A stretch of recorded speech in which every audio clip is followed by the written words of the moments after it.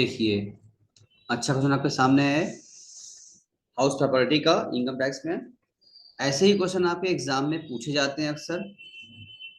ठीक है, तो ये ध्यान से करते हैं, हम देख समझते हैं। ये एक तरीके से फुल फ्रेश क्वेश्चन है, कंप्लीट क्वेश्चन दिया गया है ये, जिसमें आपकी सारी चीजें कवर की गई है। सब कुछ अच्छे से इसमें क्लियर हो जाएगा, आपको कॉन्सेप्ट सब कुछ अच्छे से बन जाएगा आपका। ठीक है, देखो इसमें कह रहा है मिस्टर एक्स कि इन्होंने एक लोन लिया है। मिस्टर एक्स ने मकान बनवाने के लिए 5 लाख रुपए का इन्होंने लोन लिया है। कब लिया है? 1/7/10/2017 में लोन लिया इन्होंने। कंस्ट्रक्शन करने के लिए लिया है, बनवाने के लिए। ठीक है, और इंटरेस्ट रेट था उसका 12% पर एनम पर लिया है। और ये मकान बनकर तैयार हुआ है 1 जुलाई 2020 को तैयार हो गया। फिर प्रीवियस ईयर में 21-22 में इन्होंने क्या किया, इस मकान को फिर रेट आउट कर दिया, किराया उठा दिया। और जो किराया था उनका 25,000 रुपया पर मंथ किराया उठाया। और जबकि फेयर मार्केट वैल्यू जो थी उसकी क्या थी, 2,75,000 रुपये थी। और उसकी म्यूनिसिपल वैल्यू 2,60,000 थी, जबकि उसकी स्टैंडर्ड रेंट जो था उसका 2,80,000 रुपये था। यहां तक बात समझ में आ रही है? क्वेश्चन जो क्या कहना चाह रहा है, क्यों सुना लीजिए, बोलिए बोल बताइए। सोनाली, ईशा, शुभम, हिमांशु, यहाँ तक बात समझ में आ जी रही है क्या सर। चाह रहा है? चलिए हाँ हाँ। देखो, तो अब उसके बाद कह रहा है फिर यहाँ से जीव निकालेंगे हम लोग। म्यूनिसिपल टैक्स दिया गया है, तो आपसे कह रहा है भाई म्यूनिसिपल टैक्स पे किया गया है ओनर के द्वारा। हम लोग जानते हैं कि पेड बाई ओनर हो तभी होता है, पेड हो पेड बाई ओनर हो, वही टैक्स मिलेगा आपको। चलिए मिल जाएगा 10%। 10% किसका, किस अमाउंट का लिखा नहीं है, तभी क्या निकालेंगे हम लोग हमेशा, एमवी का निकालेंगे, क्योंकि म्यूनिसिपल टैक्स है तो म्यूनिसिपल वैल्यू पे निकलेगा। अगर कहता ऑफ म्यूनिसिपल वैल्यू तो निकालते, नहीं उसी पे निकालते, नहीं कहा है तब भी हम लोग म्यूनिसिपल वैल्यू पे ही निकालेंगे, म्यूनिसिपल टैक्स है। और ये हाउस क्या था, वैकेंट था। ये मकान आपका 2 महीने के लिए आपका वैकेंट था, खाली पड़ा था वो मकान। ठीक है, और इसी मकान किराया नहीं मिला होगा, खाली पड़ा था। और इसी मकान पर अनरियलाइज्ड रेंट भी हुआ था आपका 10,000 रुपए। ठीक है ना, और इसमें लिख लो रूल 4 was satisfied, ऐसे लिख लो। रूल 4 was, इसमें बढ़ा लो सेटिस्फाइड, ऐसा क्वेश्चन में दिया रहता है। क्योंकि जब तक रूल 4 सेटिस्फाइड नहीं होगा तब तक आपको अनरियलाइज्ड का छूट नहीं मिलेगा। ठीक है, रूल 4 सेटिस्फाइड है। रूल 4 क्या होता है हमने आपको बताया अच्छे से, आपको पता ही है कि नियम फॉलो करना पड़ता है, क्या क्या क्या नियम थे उसके, तभी क्या मिलता है, अनरियलाइज्ड मिल जाता है। ठीक है, उसके बाद बस आपसे खत्म हो गया।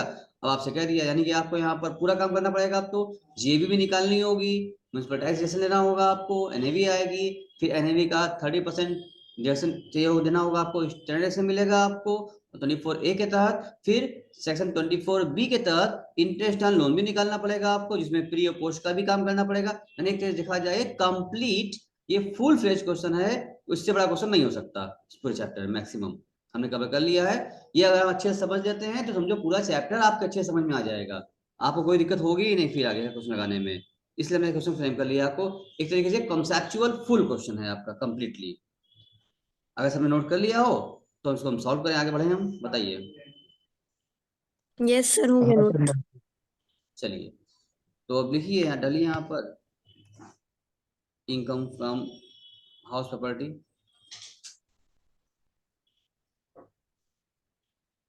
इनकम फ्रॉम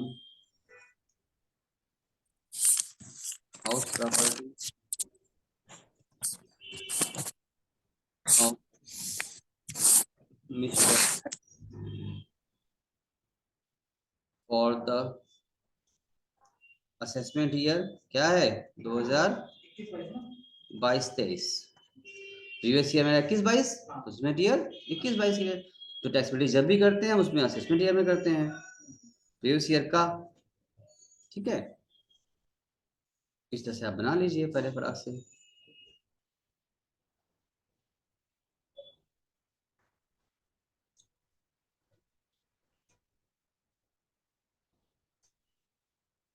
ये particular amount,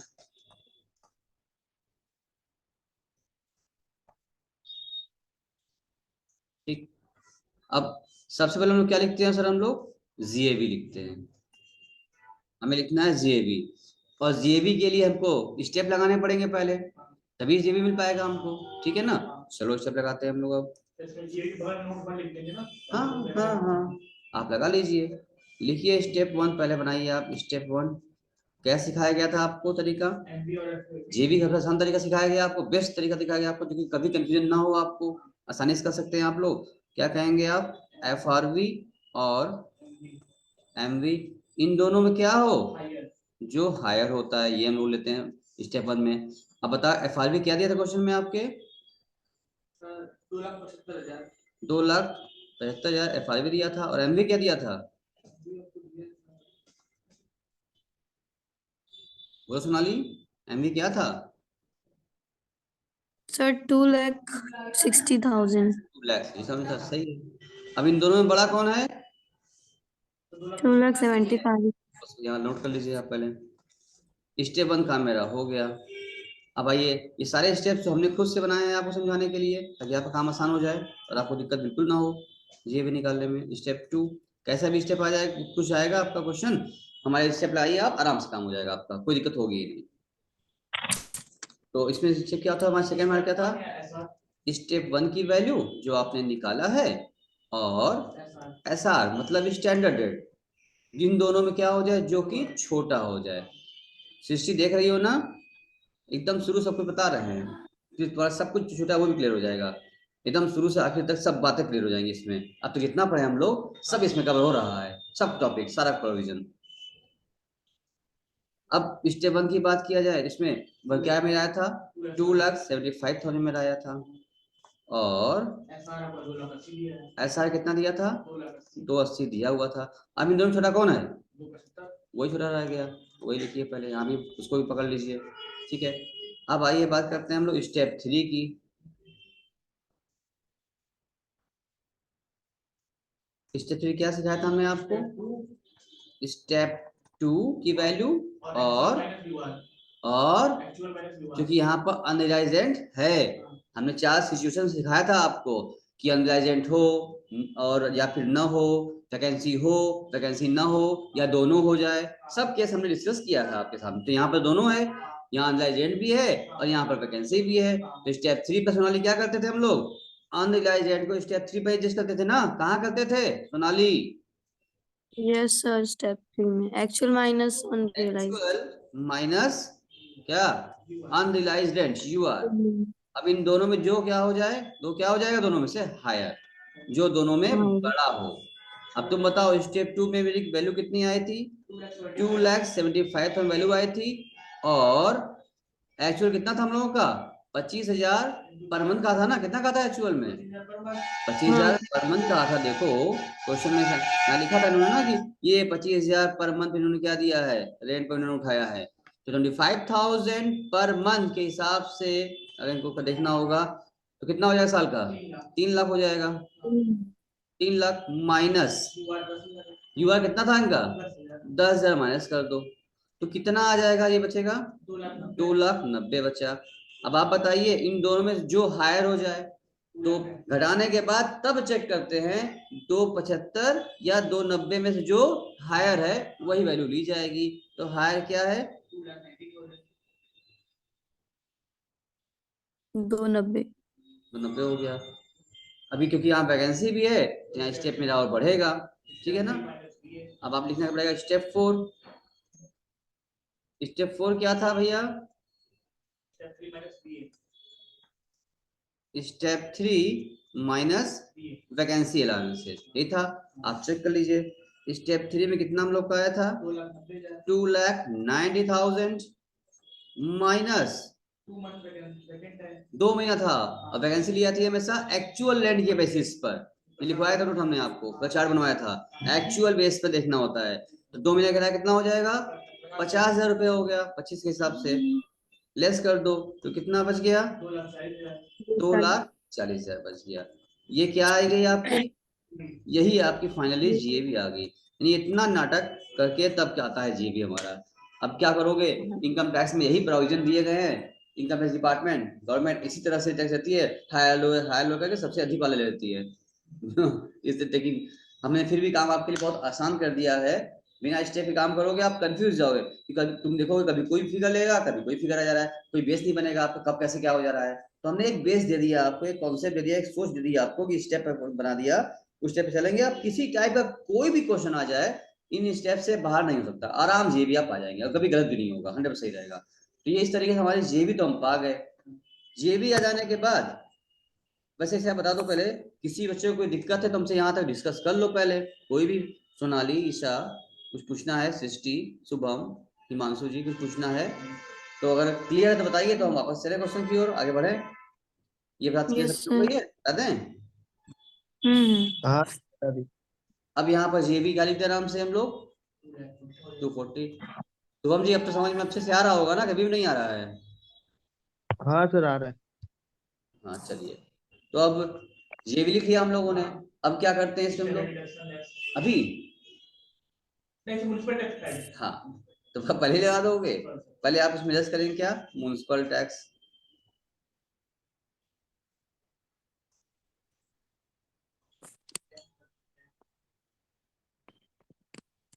municipal tax paid by owner था, कितना परसेंट था इनका? At rate of 10% of ME. निकाल लीजिए, एमई कितनी थी आपकी, उसका 10% कितना होता है? 26,000। लेस करो, कितना बचा बताओ? सोनाली बताओ कितना बचा? सर 2,04,000। अरे कैसे घटाई हो?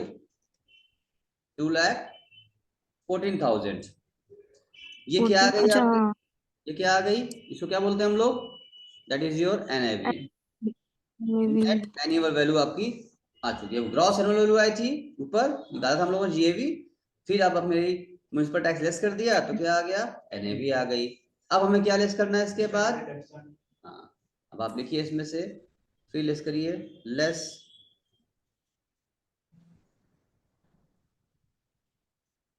Standard deduction. इसमें भी क्या मिलता है? पहले मिलता है आप लोगों को क्या? 30% of NAV under section 24A के तहत आपको एनएवी का 30% फ्लैट आपको डिस्काउंट, तो वो एग्जम्पशन, छूट, डिडक्शन मिल जाता है। डिडक्शन कितना आएगा? 30% 64,200. किस अमाउंट निकाले हैं? 2,14,000 का 30% कितना आएगा? 64,200 आ गया। इसको आप इसमें से आप लेस कर दीजिए। अब कितना बचा? यार रुके रहो, इसको ऐसे मत करो, एक साथ लेस कर लिया जाएगा, ठीक है ना? उसको अंदर अंदर लिख लीजिए, इसको लिख लीजिए कॉलम में। कितना आया था हम लोग? आया था 24,000, कितना था? 64,200। इसको अंदर लिखे रहो, ठीक है? अभी बाद में निकालो, फिर लिख लो। अब और भी मिलना है इन लोगों को, दूसरा भी मिलता है इनका, क्योंकि वो भी इनका है। फिर क्या मिलेगा इनको? इंटरेस्ट,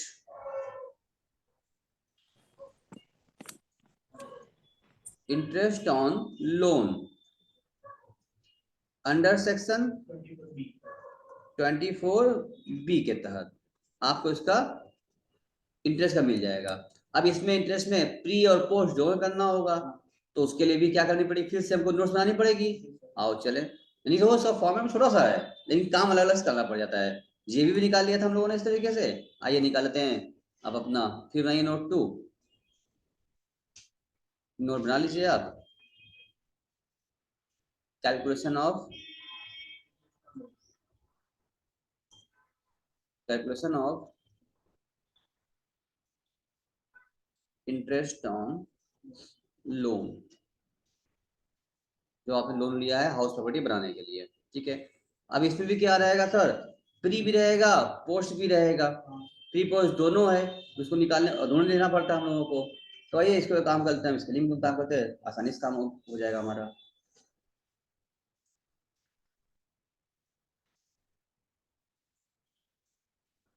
बना लीजिए,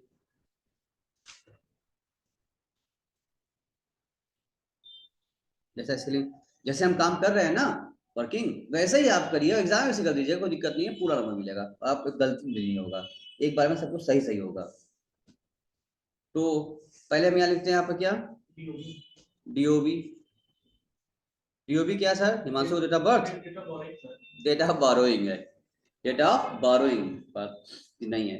डेट ऑफ बोरोइंग क्या थी, क्वेश्चन दिया हुआ है आपके, लोन कब लिए थे, डेट लिखो यहाँ पर, लोन कब लिया गया, 1 अक्टूबर, तो लिखा जाए सोनाली, कब लिया गया है लोन, 1 अक्टूबर 2017 में आपको लोन लिया आपने। आप ये बताइए मकान बन के तैयार कब हो गया, 1 जुलाई 2020 में। मान लेते हैं ये हमारा क्या हो जाएगा, ये हम बोल लेते हैं ये हमारा 31 मार्च 22 है, क्लोजिंग मेरा हो गया, ठीक है। और ये हमारा 31 मार्च 21 होगा, और लोन कब बन के पूरा हुआ है हमारा, बताया कब बताया है, 1 जुलाई 2020। तो मान लेते हैं कहीं हम लोग यहाँ पर पढ़ा होगा, यहाँ पर आपका बीच में 1 जुलाई 2020 यहाँ पड़ गया होगा, ठीक है। ये हमने इसलिए बनाया है साइड में, ये बताने के लिए आपको कि ये हमारा क्या है, ये चीज हमारा प्रीवियस ईयर है, इसी ईयर में खड़े होकर हम टैक्सेबिलिटी कर रहे हैं, यानी हमें जो इनकम टैक्स रिटर्न फाइल करना है वो हमें 22-23 का असेसमेंट ईयर है, यानी 21-22 हमारा प्रीवियस ईयर है। तो 21-22 की इनकम पर टैक्स जमा करना है, जो भी हाउस प्रॉपर्टी इनकम हुई होगी 21-22 में, तो ये हमारा प्रीवियस ईयर हो गया। इट मींस यहाँ हम खड़े हैं, इसी ईयर की हमको टैक्सेबिलिटी करनी है इनकम की, हाउस प्रॉपर्टी की। अब बाकी शुरू से हमने डेट बन लिया, तो इस तरह से डेट बना के इसके लिए में करोगे कभी दिक्कत नहीं आएगी, आराम समझ जाओगे कि प्री वाला मिलना है नहीं मिलना है, वो 1 फीट में 5 बार तक कैसे आप फॉलो कर रहा है फॉलो नहीं कर रहा है, तो आराम से पा जाओगे, कभी दिक्कत नहीं होगी, ठीक है ना। इसलिए हमेशा सिखा रहे हैं आपको हम, तो आराम से काम करेंगे हम लोग। तो यहाँ देख लिया आपने, तो अब हम देखना पड़ता है कि भाई प्री डेट ऑफ रीपेमेंट तो दिया नहीं क्वेश्चन में हमको, इसका बाद लोन पूरा बाकी होगा अभी, हम लोग देखते हैं ये कि डेट ऑफ रीपेमेंट या डेट ऑफ, ये क्या था हम लोग का, ये क्या था, ये हमारा डीओसी था, मतलब डेट ऑफ कंप्लीशन, कि हमारा मकान बनकर कब तैयार हो गया है, डेट ऑफ कंप्लीशन आपको यहाँ दिया हुआ है, कब का दिया हुआ है, 1 जुलाई का। तो हम देखते हैं डेट ऑफ कंप्लीशन या डेट ऑफ रीपेमेंट, जो छोटा पीरियड हो जाए, जो दोनों में छोटा होता है उसको हम ध्यान दिया जाता है, तो दोनों में छोटा कौन सा है, रीपेमेंट दिया ही नहीं है, तो डीओसी ही माना जाएगा। और प्री पहचानने के लिए आपसे कहा गया सर, प्री के लिए क्या कहते हैं हम लोग, जिस डेट को कंप्लीट हुआ हो उस डेट के ठीक पीछे, यानी 1 साल को पूरा हुआ मकान तो उसके ठीक पीछे वाला 31 मार्च जो भी आया हो उसी को हम वहां तक प्री मानते हैं, क्योंकि अकाउंटिंग क्लोजिंग मार्च में होती है, तो अब इनका जुलाई में पूरा हो गया है, तो एक डिपार्टमेंट जुलाई में थोड़ी फाइनेंस करेगा, तो अकाउंट क्लोजिंग तो मार्च में ही होती है, इसलिए ऐसा प्रोविजन बनाया गया कि आप जिस दिन भी आपका मकान बनकर ध्यान सुनो, जिस दिन भी आपका मकान बनकर तैयार हुआ है जिस डेट पर भी, उस डेट के ठीक पीछे वाला 31 मार्च, जरा बताओ 1 जुलाई 2020 के ठीक पहले जस्ट प्रीसीडिंग 31 मार्च कब आया होगा, यहाँ आया होगा, यानी कि क्या होगा 31 मार्च 2000 क्या होगा सन 19 की 20, सोनाली 19 की 20 ही रहेगा सर, क्योंकि जुलाई है, जुलाई के पहले चलेंगे तो मार्च वो आएगा, तो 20 वाला ही मार्च पड़ेगा, जुलाई के बाद जून, पहले जून फिर मई अप्रैल फिर मार्च आ ही जाएगा, तो उसी साल में पड़ेगा। तो ठीक पहले जिस भी ईयर में डेट बन के तैयार हुआ है मकान उसी डेट के ठीक पहले बार जस्ट प्रीसीडिंग 31 मार्च, तो यहाँ तक भी क्या हो गया, हमने प्रीसीडिंग किया 31 मार्च 20 ले लिया यहाँ पर, ठीक है ना। अच्छा, और 31 मार्च 20 आ गया, उसके बाद अब मैं समझ गए सर हमारा प्री अपोस्ट मिल के सामने आ रहा है हमारे, आओ चेक करके देखते हैं हम लोग। हम कहेंगे आपसे सर जिस दिन लोन लिया था हम लोगों ने, ठीक है ना, तो लोन लेने के डेट से 31 March just preceding of the date of completion, यही मेरा पीरियड जो बनता है, इसी को हम लोग क्या बोलते हैं, प्री प्री कंस्ट्रक्शन पीरियड। जिसको नहीं समझ में आया तो आज उसको और अच्छे समझ में आ जाएगा चीजें को। प्री कंस्ट्रक्शन ये होता है पीरियड आपका, समझ में बता गई, सब समझा दिया हमने आपको, ये प्री का हो गया। और प्री का ब्याज जो होता है वो क्या होता है, हमेशा 1/5 मिलता है 5 साल के लिए, और पोस्ट का ब्याज हमें सिखाया था हमने आपको, हमेशा 1 साल का मिलता है, और वो ड्यू अमाउंट पे मिलता है, जितना बकाया अमाउंट हो लोन आपका। तो पहले प्री का निकाल लिया जाए, तो प्री का पीरियड तो हमने सीख लिया निकालना कि सर जिस दिन डेट कंप्लीशन होगा उसके ठीक पहले का 31 मार्च हम ले लेंगे, और ये जहां से लोन लिया वहां से 31 मार्च तक का मेरा क्या माना जाएगा, प्री माना जाएगा। तो यहाँ से यहाँ तक का प्री का लोन बताओ कितना आया, यहाँ समय निकालो, 1 अक्टूबर 2017 से 31 मार्च 2020 तक कितने महीने होते, कितने साल होते हैं, तो भाई अगर देखोगे 17 से 18 जाओगे तो 31 मार्च 18 तक 6 महीना होगा, और फिर 19-20 2 साल हो गया, तो कितना महीना पूरा हो गया हमारे? 2 साल 6 महीने हो गए, 2 ईयर एंड 6 मंथ।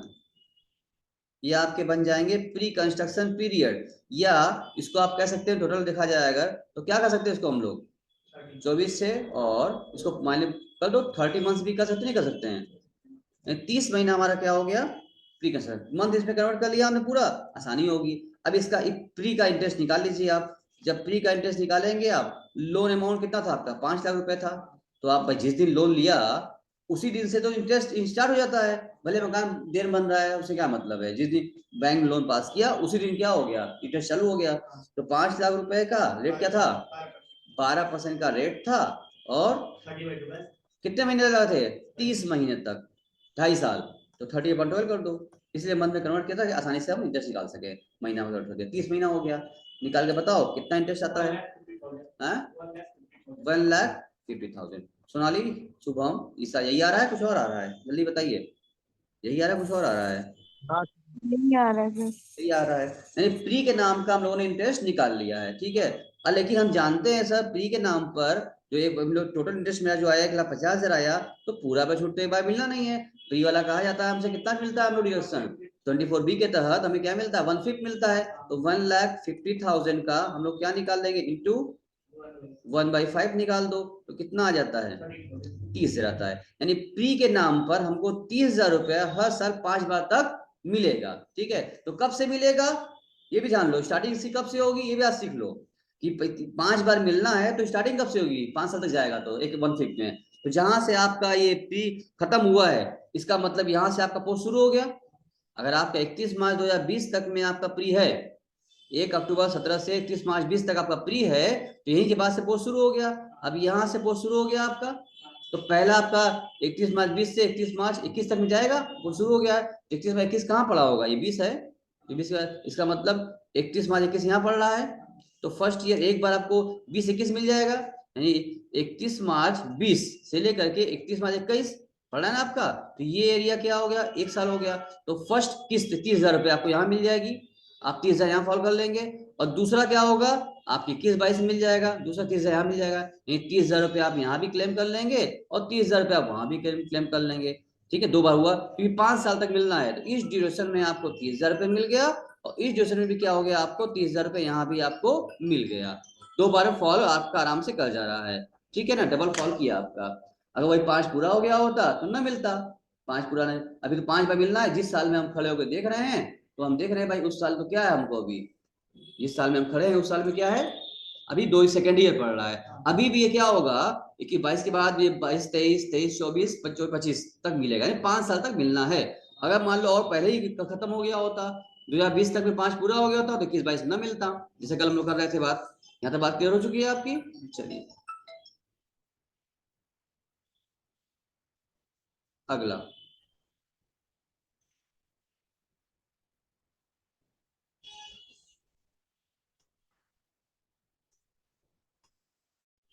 यहाँ तक नोट सब लोग कर लिया नहीं किया है? बताइए, नोट कर लिया? अब पोस्ट का ब्याज निकाल दो। जब पोस्ट का ब्याज क्या निकालो तुम लोग, लोन तब कुछ पेमेंट हुआ नहीं है, तो पोस्ट ब्याज कैसे निकलेगा? पोस्ट निकालना होगा तो 5 लाख इंटू कितना परसेंट? 5 लाख का 12% पूरे साल भर के लगेगा, क्योंकि पोस्ट कोई लोन पेमेंट हुआ नहीं है। निकाल लो कितना आ गया? 60,000 आ गया। तो यानी कि टोटल 24B के तहत आपको क्या इंटरेस्ट मिला? 60,000 का यहाँ मिला, 30 का यहाँ मिला, तो टोटल कितना हो गया? 60 + 30, टोटल इंटरेस्ट क्या मिल जाएगा आपको? 90,000 मिल जाएगा। तो इसका मतलब आप कह सकते हैं कि total interest allowed under section 24B equal to 60,000। कितना प्री कितना था? प्री 30,000 था, तो प्री प्लस पोस्ट मिला के मिलता है। तो प्री के नाम पर 30,000 रुपए और पोस्ट के नाम पर 60,000 रुपए, तो कुल कितना हो गया? 90,000 रुपए आपको पूरा इंटरेस्ट आपको मिल जाएगा, ठीक है ना। और वैसे भी एलओपी पर तो लिमिट होती नहीं है, पूरा मिल जाता है। तो यहाँ पर आप आइए अपने क्वेश्चन पर, और यहाँ पर आप 90,000 रुपए इसका इंटरेस्ट का अमाउंट भी आप यहाँ पर से लिख लीजिए। पहले लिखिए कितना है? 90 लिखिए, 90,000 रुपए यहाँ जिसका अमाउंट आप लिख लीजिए। अब बताइए कितना आया, जोड़ लीजिए कितना बचा बाहर? 1,54,200 आ गया। ये आपको क्या मिल जाएगा, इतना आपको छूट मिल जाएगा, तो डिडक्शन मिल जाएगा आपको, स्टार डिडक्शन दोनों मिला के। अब इसको घटाइए और घटा के बताइए कितना बचा आपका।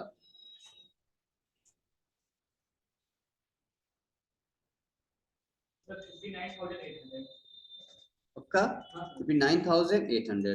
ये क्या आ गया आपका, अब आपका आंसर आ गया, इनकम फ्रॉम हाउस प्रॉपर्टी। यही आपकी इनकम, आपका आंसर आ चुका है।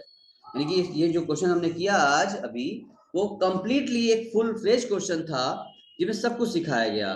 जो लो लेट से आया अपना स्क्रीनशॉट फिर से ले लें क्वेश्चन का, इसमें सब कुछ दिया हुआ था, शुरू से सब कुछ बता दिया, जेबी से सिखाया गया आपको, आपने स्टेप जेबी भी लगाया, और जेबी के बाद आपने फिर इधर म्यूनिसिपल टैक्स भी डिडक्शन लिया गया, और 24A 24B का डिडक्शन भी आपको दिया गया, वैकेंसी भी थी, अनलाइजेंट भी था, मतलब कंप्लीट तरीके से सब कुछ था सारा। और इंटरेस्ट लोन निकालने के लिए प्री कंसेशन और पोस्ट का भी जो जैसे तरीका था वो भी हमने आराम से धीरे धीरे चार्ट बना सिखा दिया कि प्री के नाम पर क्या देंगे आप, पोस्ट के नाम पर क्या देंगे आप, कैसे देंगे, कितना देंगे, फॉल कैसे करेगा, 5 साल मिलता है। तो प्री के नाम पर हमने देखा यहाँ पर, टोटल जो आपने किए सर वो वाले पेज दिखा दीजिए। लीजिए इसको कर लीजिए। अभी और किसी कुछ पूछना है तो हमसे पूछ सकता है, if any query is there then ask, anyone any query then ask. कोई क्वेरी पूछना है आपको किसी को तो पूछ लीजिए, नहीं तो फिर हम आगे बढ़े, अगला क्वेश्चन करें फिर हम लोग। यहाँ कुछ पूछना है शुभम, या सब बात क्लियर है?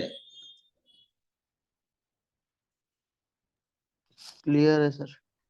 यानी आप क्वेश्चन देंगे तो आप पूरा काम कर लेंगे, जीबी भी निकाल लेंगे आप, और आप इंटरेस्ट ऑन लोन वगैरह भी सब निकाल लेंगे आराम से, प्री पोस्ट सब आपको अच्छे समझ में आ चुका है। हाँ सर। ठीक है, सुना लीजिए, आपको कुछ पूछना है या सब कुछ क्लियर है? क्लियर है सर। नोट कर लीजिए सब लोग, हो गया हो तो हम अगला क्वेश्चन फिर करें, नेक्स्ट क्वेश्चन फिर हम लोग लिखें। ये आपने बनाया है नहीं बनाया है? अगर सारे क्वेश्चन, जब भी आप क्वेश्चन लगाएं इस तरह स्केल रख के बनाओगे बना ना, लिया है। तभी दिक्कत नहीं होगी, सब लिख जाएगा, सामने आ जाएगा कि मेरा मेन काम करना होता है हमको पोस्ट, जो मेरा प्रीवियस ईयर है यहाँ के लिए हो गया, ये तो हमें टेक्सबिलिटी करनी, किसी के लिए करनी है हमको, बाकी पीछे जब लोन लिए डेट भर दिया हमने, और जिस दिन लोन पूरा हुआ उसके ठीक पहले 31 मार्च लिया हमने, यही क्या क्या बनेगा यहाँ पर, यहाँ से डीओबी से लेके ये वाला डेट मिल जाएगा हमारा, प्री का माना जाएगा। क्लियर हो गया सबका? हटाएं, अगला क्वेश्चन करें, सबने सब नोट कर लिया है? कुछ पूछना है किसी को? फिर बोल रहे हैं किसी कुछ पूछना है तो पूछ लो, समझ लो, एक बार और बताएं, वरना क्लियर, आगे बढ़े फिर हम।